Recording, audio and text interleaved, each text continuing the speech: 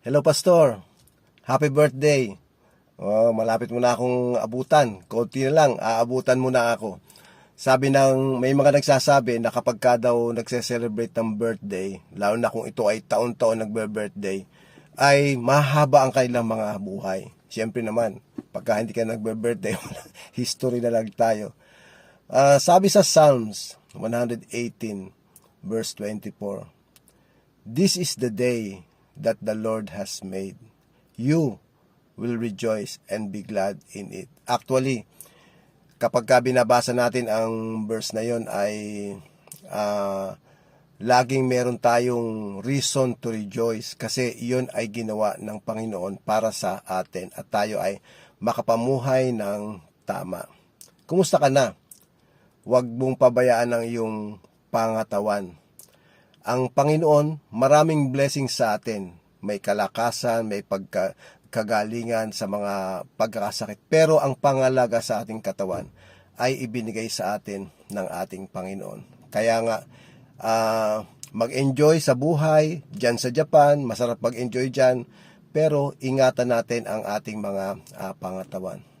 Prayer ko sa iyo, good health, strength from the Lord, at provision ng Panginoon para sa inyong mag-asawa habang kayo ay nandyan sa Japan at nagpapakita ng ministry.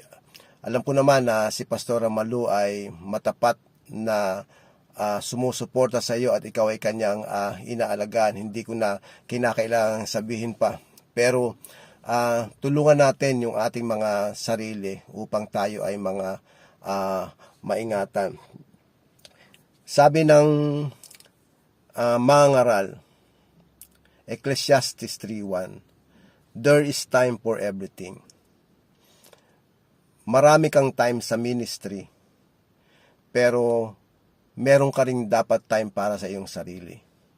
Meron ka ring dapat time, o kayo ni Pastora Malo, meron kayong time para sa inyong dalawa.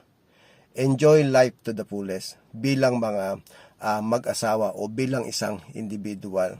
At ang Panginoon ang siyang tutulong sa inyo sa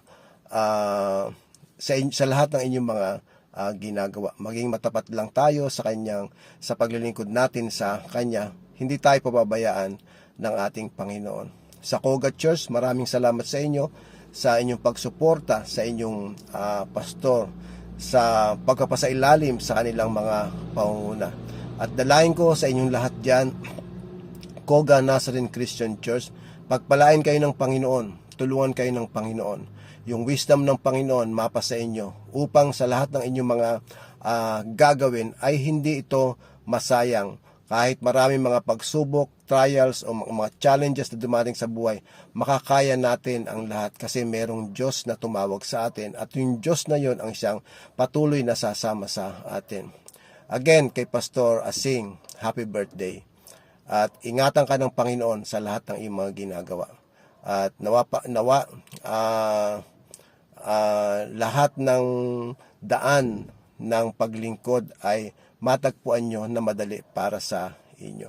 Pagpalain kayo ng Panginoon lahat dyan. Ikaw pastora, ikaw pastor, pagpalain kayo ng Panginoon sa lahat ng inyong mga ginagawa. Happy birthday, Pastor Asing.